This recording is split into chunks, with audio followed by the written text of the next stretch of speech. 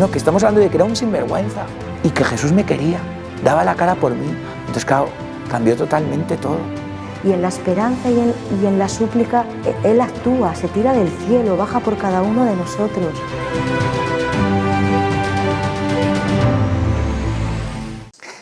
Soy Fabiola, madre de 3 hijos, soy la mujer de Benjamín. Me dedico a creación de contenidos y os vamos a contar la historia de Saúl, que es nuestro hijo pequeño. Sí, yo soy Benjamín, soy el papá de los 3 hijos y nada, soy ingeniero, trabajo en entornos aeroportuarios y venimos a contaros un poco la historia de Saúl.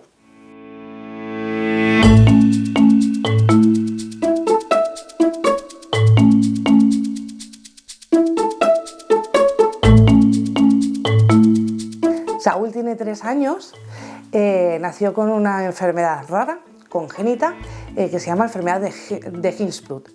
La enfermedad de Hinsprut es la ausencia de neuronas en el intestino grueso. Hay tantas formas de Hinsprut como pacientes hay en el mundo, porque tiene muchos factores esta enfermedad, pero básicamente coinciden en que tiene ausencia de neuronas. Las neuronas que tenemos en el intestino grueso son las que nos ayudan a todas las personas a hacer caca. Podemos decir heces, podemos decir desechos, pero se llama caca. Y venimos a llamarlo por su nombre porque la caca tiene muchísima importancia en nuestra vida. Bueno, básicamente el problema que tiene un enfermo de Hirschsprung es que no tiene el movimiento peristáltico, la falta de neuronas hace que el intestino no empuje los desechos hacia el ano y se generan obstrucciones. Claro, nadie puede vivir sin hacer caca, o sea, al final siempre hay una complicación y es que es necesario. En el caso de Saúl y de muchas personas, cuando tienen un problema de este tipo, la solución es una ostomía en distintas partes del intestino. Puede ser al final una colostomía, que es la típica que le hacen a las personas mayores. En el caso de Saúl fue una ileostomía, eso es que el agujero, o sea, sacan el intestino hacia afuera, hacen un agujero en la pared abdominal y te ponen una bolsa para que se almacene ahí la caca y se pueda evacuar. Dejas de usar el ano y básicamente eso es lo que preserva la vida de estas personas, porque, como digo, no se puede vivir sin hacer caca. Al final se generan complicaciones, se hacen sepsis o cosas aún peores. La historia de Saúl empieza pues al poquito de nacer. A las pocas horas de nacer nosotros nos dimos cuenta que bueno, no se enganchaba bien al pecho, pero no hacía bien la toma, le daba como arcadas y empezó a vomitar, un vómito verdoso, bilioso. Llamamos a las enfermeras y no le dieron mucha importancia porque, bueno, pues como es recién nacido, papás, esto es normal. Claro, nosotros no éramos padres primerizos y no nos sentíamos muy cómodos. La situación siguió varias horas hasta que ya con nuestra insistencia pues ya le hicieron varias pruebas y efectivamente detectaron que algo malo pasaba. Le pusieron una sonda nasogástrica y le ingresaron en neonatos para observación.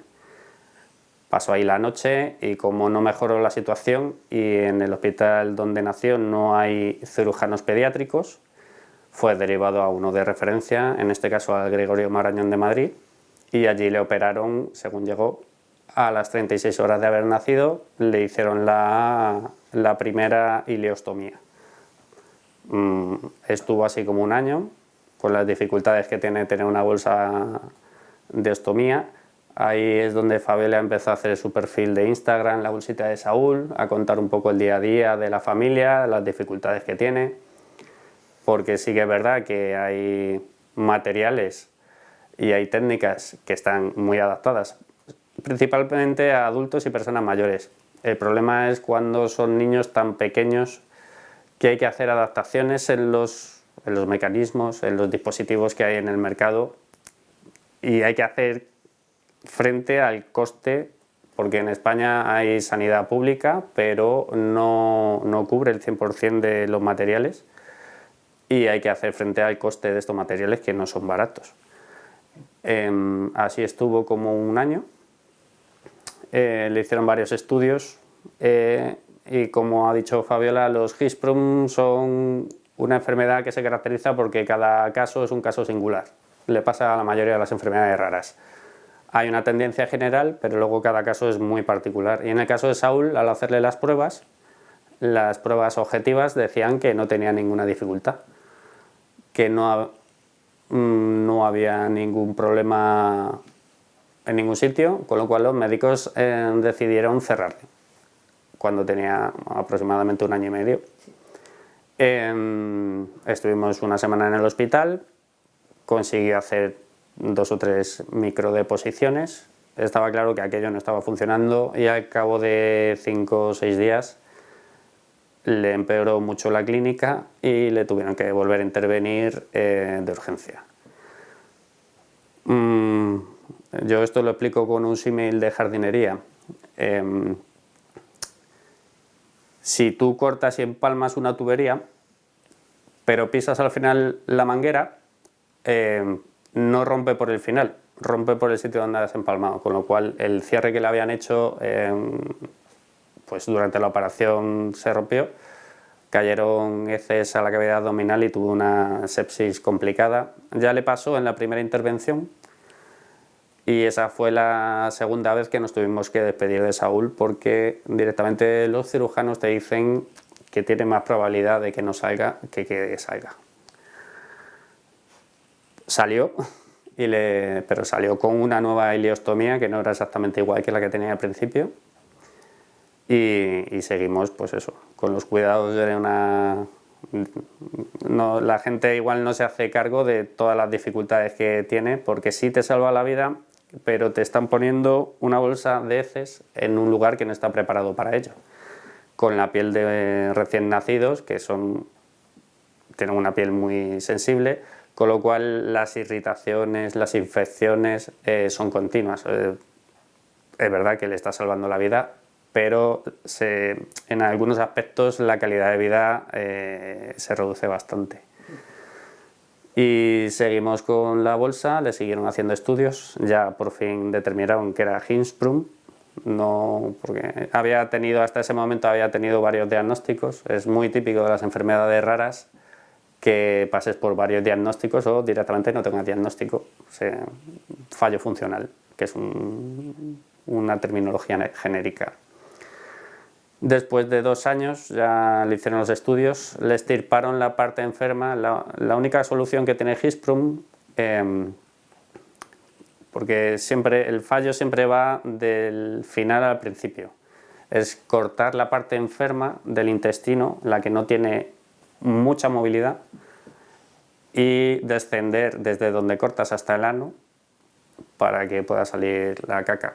Y eso es lo que le hicieron. Le hicieron una cirugía, le extirparon el recto, el sigmoide y parte del colon descendente. Bueno, lo explico sobre mí. Tenemos intestino ascendente, transverso y descendente, el sigmoide, y ya llegamos al recto. Pues le quitaron, digamos, la parte de mi izquierda de vuestra derecha.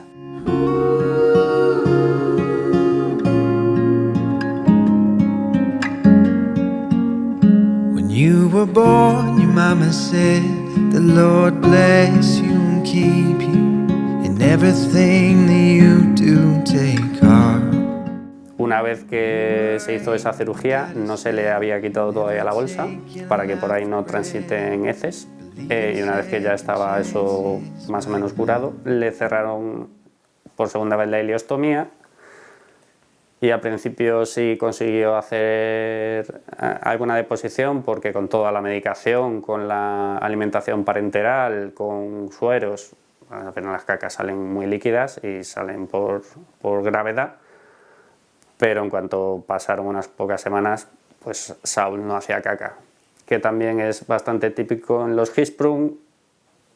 Lo habitual es que se den 2 casos, o que seas incontinente, con lo cual no puedes controlar y tienes escapes constantes, o que seas estreñido, es decir, que no puedes hacer caca aún habiéndote hecho la cirugía.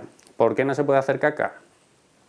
Porque una de las partes que se extirpan, que es el sigmoide, es la bolsa que cuando nosotros tenemos llena sentimos necesidad de ir al cuarto de baño.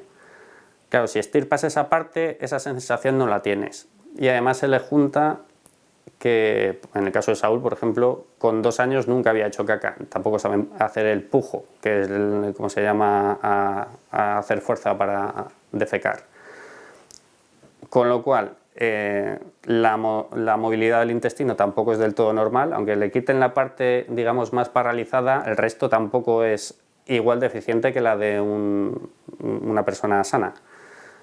Si juntas los 3 factores, pues se te da las condiciones perfectas para que pase lo que a día de hoy le pasa, que hay que sondarle. Que sondarle es una técnica por la que se mete una sonda bastante larga, tiene que llegar hasta el final del intestino grueso, mide como unos 40 o 50 centímetros, se introduce suero y por la misma sonda, que tiene unos agujeros al final, se extraen las heces.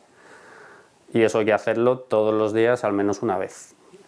Es un proceso molesto para el niño, molesto para quien lo practica y se tarda bastante. O sea, no es rápido, hay que meter el suero de muy poco en poco, hay que extraerlo de muy poco en poco, que quede equilibrado lo que metes y lo que sacas.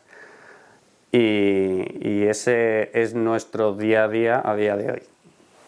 Cierto es que nosotros siempre hemos procurado que la enfermedad de Hinsbrut y en el momento que tenía la ostomía, nunca definiese a Saúl. Saúl es muchísimas cosas. Le caracteriza que tiene la enfermedad de Hinsbrut, o le acompaña, como le queramos decir, ¿no? Pero Saúl no es la enfermedad de Hinsbrut, ¿no? Entonces, cierto es que para Saúl lo normal, ya, antes era tener una ostomía, ahora lo normal para él es el sondaje diario. Entonces, él vive dentro de la normalidad. Nosotros, que vivíamos antes otra forma de vivir, nos hemos adaptado. Es verdad que la enfermedad de Hinsbrut ha modificado muchas cosas. Lo primero de todo es nuestra forma de vivir, nuestra forma de sentir la vida. Cuando tú te despides de tu hijo, no solamente una vez, sino varias veces, la vida no puede quedar igual. Tú no vives de la misma manera, porque no es lo común. No voy a decir lo normal, pero no es lo común. Lo común es que los hijos se despidan de sus padres porque vayan a fallecer, ¿no?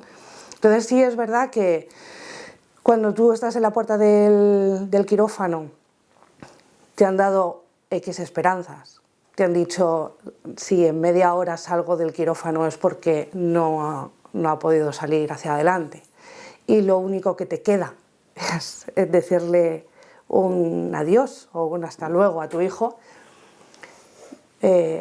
y sientes que te invade, ¿no? Porque a mí personalmente me pasó, a mí me invadió una paz que no era mía, porque al final una madre en este sentido se está despidiendo de su hijo, no, una paz no puedes tener, ¿no? Pero que te empuja a decirle has nacido para la vida eterna, te esperamos fuera, va a estar todo bien. Es como, aquí hay un antes y un después, ¿no? Luego, a lo largo de todos estos meses, a lo largo de estos 3 años, nosotros nos hemos tenido que adaptar como familia, como matrimonio, como unos seres humanos que nunca habían conocido la enfermedad rara dentro de su casa, ¿no? Cuando vemos a Saúl con esa vitalidad, con esa fuerza, con ese carácter, muchas veces nos sorprende, porque lo que para nosotros no era común, no era normal, que es, pues en este caso que estamos ahora, que son los sondajes diarios, que la persona que actualmente se está ocupando el mayor número de veces es Benjamín, pues tú como adulto no siempre estás igual, no siempre estás lineal. Hay unos días que estás mejor anímicamente, otros días estás peor, cansado, activo, lo que sea, ¿no? Pero Saúl siempre se comporta de la misma manera. Saúl lo hace muy sencillo y eso encoge, porque o sea, eso es una lección, porque el momento del sondaje es un momento agresivo. Es agresivo en el sentido de que es muy invasivo, quiero decir, ¿no? Es un momento invasivo, donde Saúl está tumbado, donde le estás limpiando el colon por dentro, donde finalmente le terminas metiendo 1 litro, 1,5 litros de suero, a poquitos, pero se lo estás metiendo. 45 minutos con las piernas para arriba. Saúl no se mueve, se queja, porque es verdad que él siente en determinados momentos dolor, pero no patalea, no se retuerce, no se quita, llora, se queja, pero mantiene sus piernas arriba, porque él sabe que necesita que se le limpie el colon, ¿no? Y cuántas situaciones tenemos en la vida en la que nos revolvemos, pataleamos, nos vamos, porque no lo queremos. Y a lo mejor es que, yo qué sé, no nos gusta madrugar, o es que nos han puesto unas lentejas y no nos apetece. Entonces, sí es verdad que en muchos aspectos Saúl termina siendo una catequesis viviente todos los días, porque te está indicando que es que tenemos que vivir.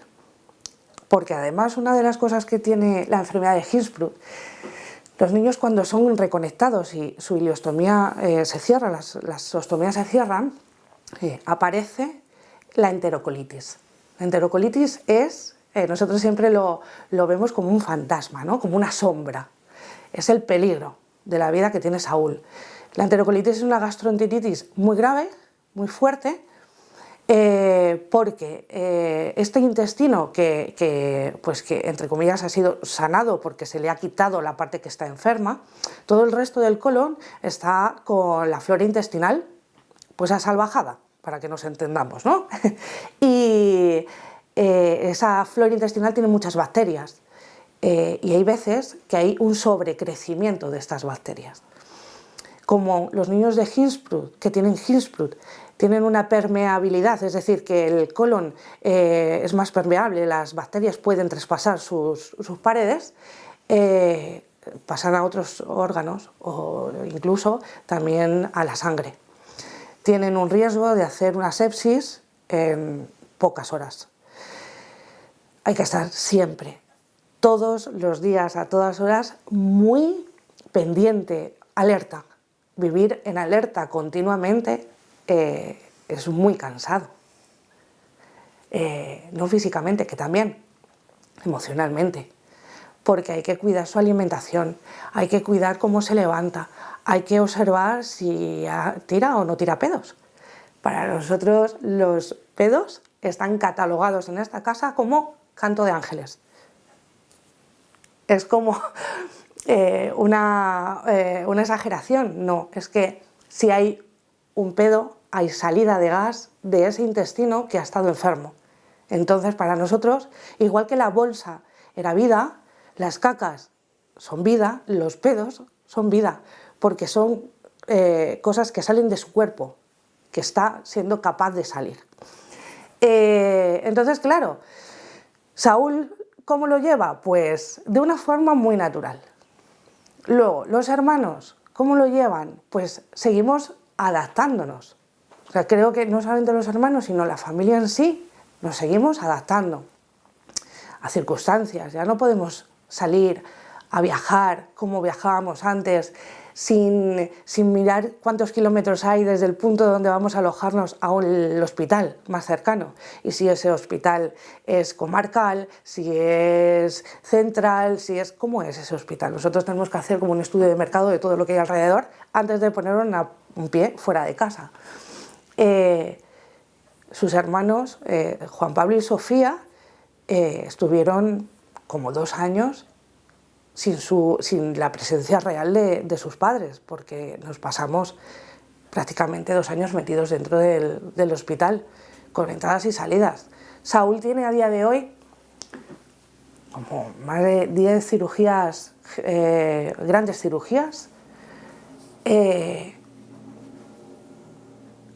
Han sido la mayoría de ellas cirugías vitales, y luego pruebas invasivas dentro del quirófano, perdimos la cuenta. Porque, claro, la enfermedad de Hinsprung es una enfermedad incurable. Las cirugías hacen una mejora de calidad de vida. Para ello, se intenta ayudar para quitar el estreñimiento, pues inyecciones de botox que se hace dentro de un quirófano, puesta de laxantes. El laxante funciona, pero las puertas no se abren. Entonces, si las puertas no se abren y el laxante funciona, eso es muy doloroso para el abdomen de Saúl. Total, que al final, entre biopsias, etcétera, etcétera, hemos perdido la cuenta de las veces que hemos entrado al quirófano. Una de las cosas que nos da mucha paz, ¿no?, es que cuando Saúl nació, aquel 19 de julio, y 36 horas más tarde tuvimos que correr en 2 ambulancias escoltados por la Guardia Civil, porque había mucha prisa. Fue que dio tiempo al menos a bautizarlo. Llamamos al que ahora mismo es su padrino, al padre Óscar. Al padre Óscar pudo entrar en la UCI de Neo. Allí todo el mundo, todos los profesionales sanitarios se portaron con un amor fuera de lo común, con una sensibilidad absoluta, y antes de entrar en quirófano, que entraba pues muy malito, la verdad, se nos concedió la gracia de poderle bautizar. Al final es como una calma, ¿no?, porque está en manos de Dios, en manos de los cirujanos, en manos de lo bueno, de lo bueno de verdad, ¿no? Y al final, pues todas esas cosas van sumando, ¿no?, cómo vas afrontando esa enfermedad de un hijo, y te ayudan a poder ir superando el duelo del hijo enfermo, o el duelo del hijo sano, que también se llama, ¿no? Porque tú esperas, nosotros esperamos, pues un hijo sano, pues como habíamos tenido a Sofía y a Juan Pablo. Pero Saúl, pues venía enfermo. Y eso hay que vivir, hay que saber vivirlo, hay que saber entender, pues que la vida no es lo que nosotros pensamos, o la vida no es lo que a nosotros nos cuentan, sino que la vida es otra cosa. Uno de los objetivos del documental, es compartir no solo nuestra vivencia, no queremos ser un ejemplo es compartir, sobre todo con personas que tengan el mismo problema, que no están solas. Como he dicho antes, la enfermedad de Saúl es la de Saúl. Cualquier otro niño que tenga enfermedad de Hirschsprung va a tener otros problemas distintos, porque no va a tener el mismo cúmulo de circunstancias. Pero sí que dar un apoyo, no estás solo, no se sale porque no se cura, pero sí que avanza, sí que hay un futuro, sí que hay una aspiración a la normalidad, como se quiera entender eso, porque normal es. Saúl no tiene una autopercepción de que lo suyo sea raro, porque para él lo suyo es normal. A los que le tenemos que hacer ver que eso es normal es al resto. Y un poco esa es la función del documental. Compartir las alegrías, pero también compartir los problemas. No es ser un foco ni nos ponemos de ejemplo. Es que la vida es así y así hay que enseñarla. Y los problemas que no se muestran, que no se ven, no existen. Y sí, sí existen. Sí necesitan apoyo, estos niños sí necesitan apoyo social, apoyo médico, apoyo escolar en algunos casos. Y esos recursos también hay que darlos. Hay que solicitarlos. En España, en muchos casos, son un derecho. En otros países es un derecho por obtener. Pero eso no quiere decir que nos podamos quedar tranquilos diciendo, bueno, no estamos tan mal. Hay que aspirar a un poco más. Hola, soy Saúl y vengo a contaros mi historia. Nací un 19 de julio de 2019. Horas después de nacer me puse muy malito.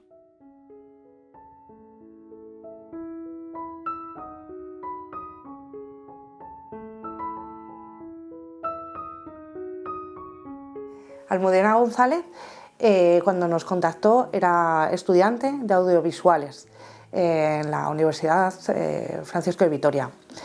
Es una persona de luz. En el momento que ella contactó, le contamos la historia de Saúl, automáticamente, de una manera desinteresada total, dijo: necesitamos contar vuestra historia para que todo el mundo lo conozca y para que nadie vuelva a sentirse desamparado, podríamos decir, como nos hemos sentido nosotros en algunas ocasiones. Porque cierto es que poder llevar una enfermedad rara hacia adelante, si no formas comunidad, si no buscas alternativas y apoyos, es muy difícil.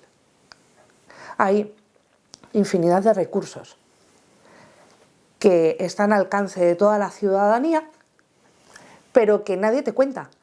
Entonces, por eso se necesita contar todo, para que todo el mundo sepa que en España podemos tener...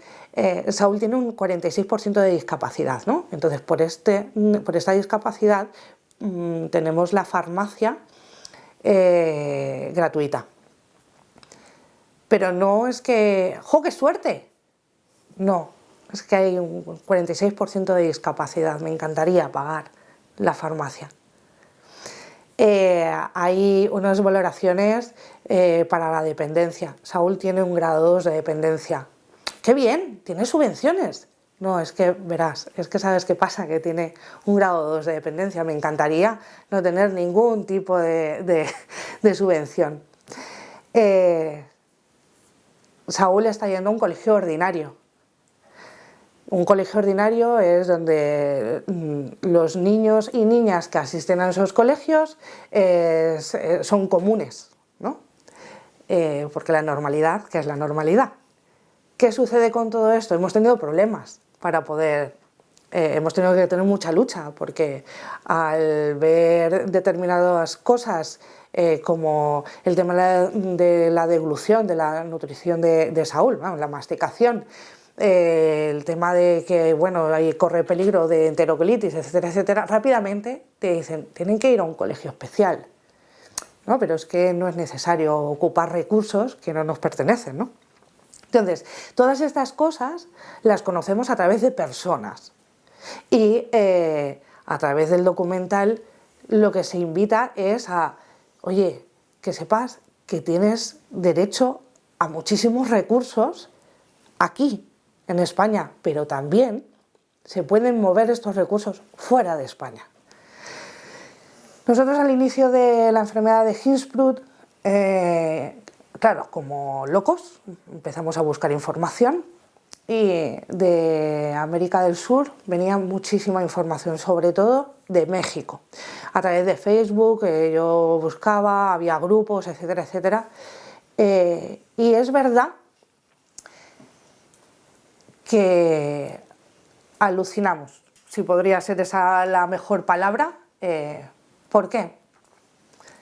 Porque lo que para Saúl era un disco, un dispositivo, un disco que se pegaba con una bolsita, donde ahí se estaban echando estas bolsas, estas cajas de bolsas, en España cuestan 90 euros.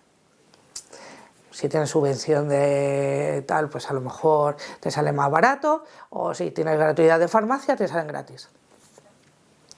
En Estados Unidos, en América del Sur, en México, Colombia, etcétera, etcétera, no hay la forma de seguridad social que tenemos nosotros. Allí la gente no tiene tanto dinero.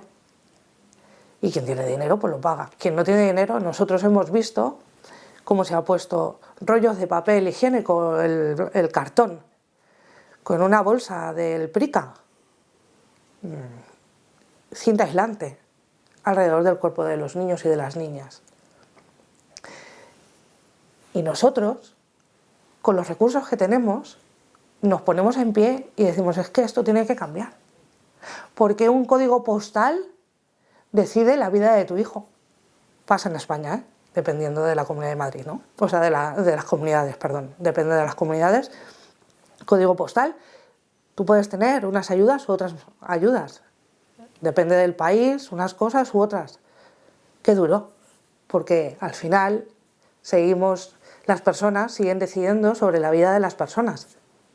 Si hacemos esto visible, si lo hacemos real, si lo hacemos palpable y que además accesible a todo tipo de población, ahí estará el objetivo del documental y el objetivo de la bolsita de Saúl habrá llegado al culmen, porque es lo único que buscamos con esto, ¿no?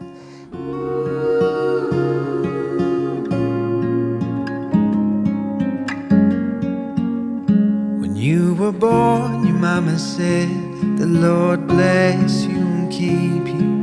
In everything that you do, take heart. When you were 8, your daddy said, never take your life for granted. Believe in second chances, my love. When the world spins badly on, remember that you belong.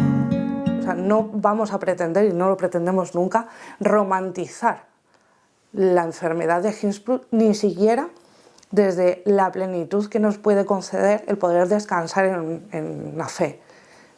Porque es verdad que aún en la fe tú tienes tus desiertos y tu pataleo. Y decirle al Señor, mira, que quien se tenga que convertir, que se convierta ya. Porque eso a mí personalmente me ha pasado. Con el padre Óscar Martínez, en dirección, decirle, mira Óscar, muy enfadada, en la segunda reostomización. Quien se tenga que convertir, que se convierta ya. Porque lo que no puede ser es que alguien se tenga que convertir a razón de la vida de mi hijo.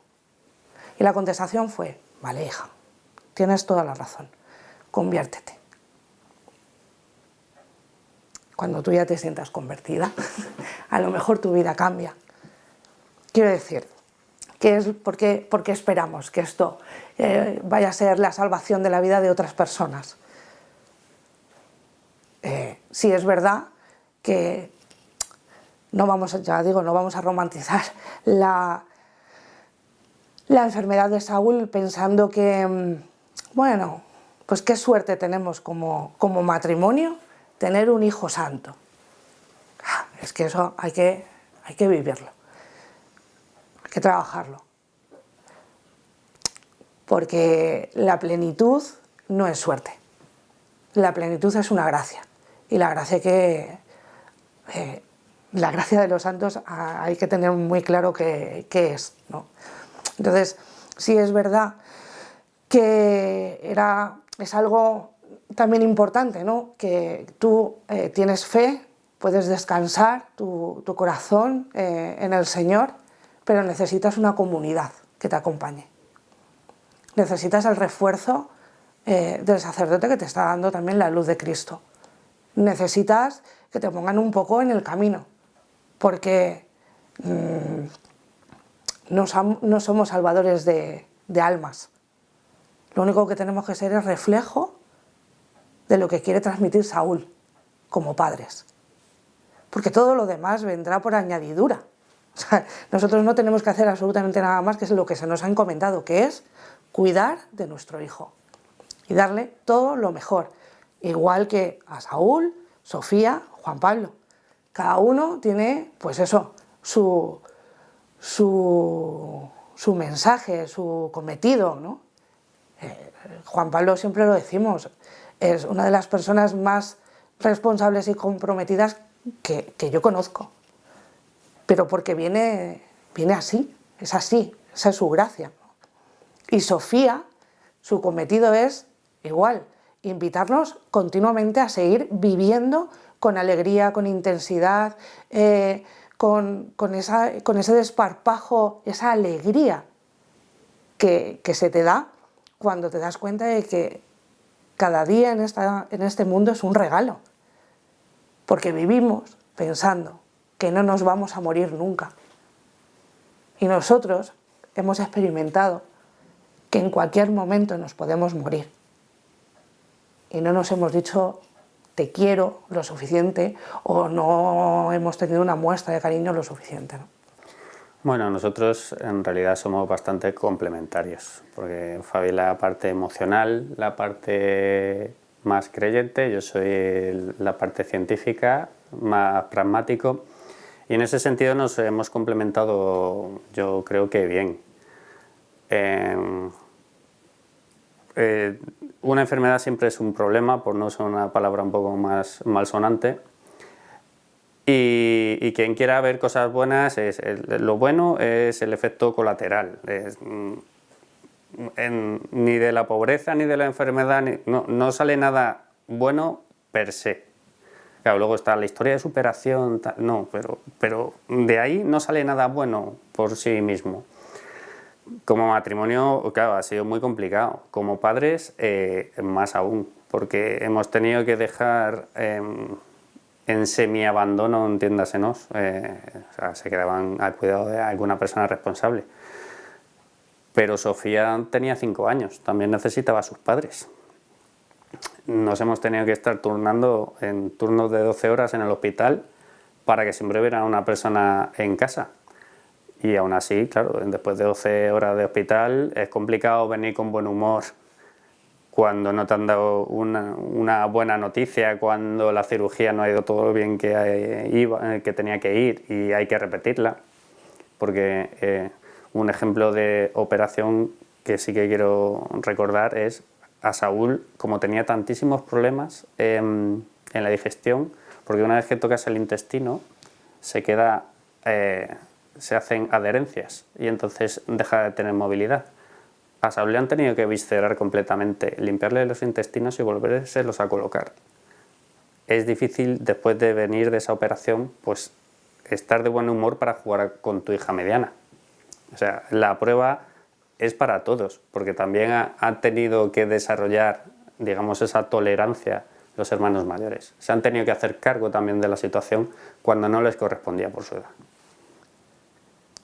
Saúl, es que justo estaba hablando y yo estaba recordando cuando hablábamos de tener nuestro tercer bebé y Saúl fue un hijo buscado, fue un hijo deseado, fue un hijo como muy pedido. Y desde mi punto de vista fue un hijo muy ofrecido. Yo me acuerdo que cuando creía que habíamos concebido, coincidió que fuimos a Guadalupe. Y yo me acuerdo que estaba delante de la Virgen y yo le decía, yo no sé si he concebido o no, pero yo te lo ofrezco, o sea, es tuyo, ¿no? Y yo eso como que lo tengo muy presente, ¿no? Y a partir de ahí toda la demás, todo el resto de historia, ¿no? Para nosotros creo efectivamente que ha sido duro humanamente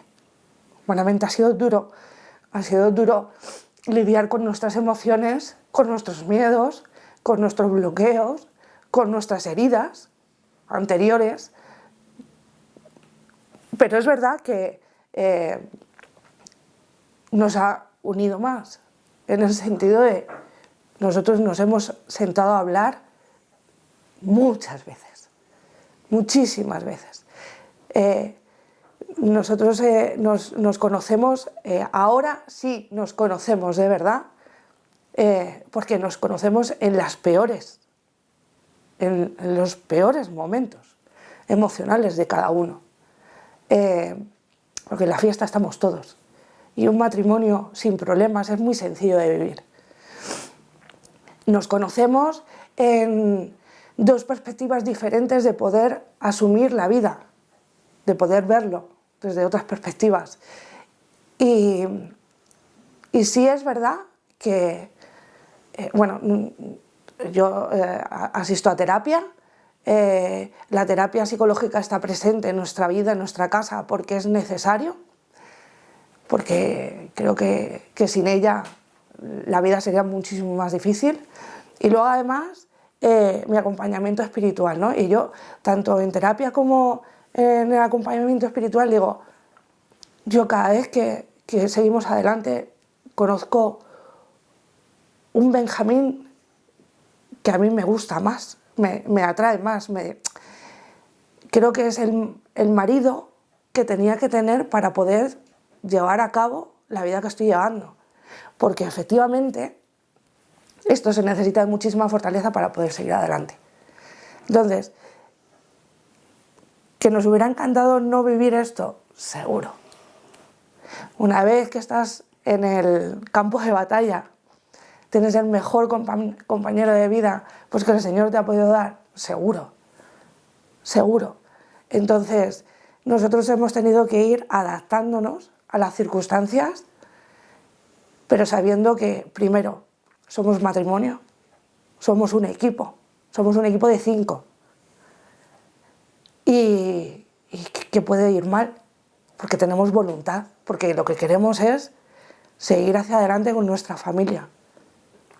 Entonces, no sé, me emociona mucho porque es verdad que hemos pasado por muchas etapas, a nivel personal y a nivel de matrimonio, de pareja.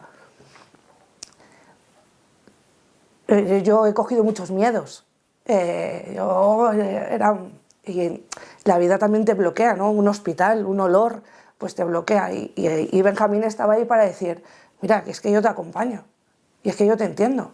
Y es verdad que yo te voy a dar mi punto de vista para que entiendas que se puede vivir esto de otra forma, ¿no? Jo, a mí me parece también muy bonito.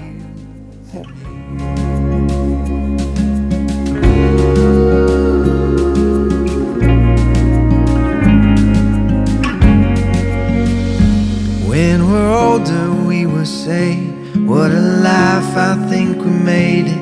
We worked hard and never said quit, my love. When we're older the kids will say, the Lord bless you and keep you. In everything that you do, take heart. You are strong, you are brave, you are all you're meant to be. Everything you ever dreamed came true. When you laugh, when we cry, I'll be always on your side, and thank God for you and me. Thank God for you and me.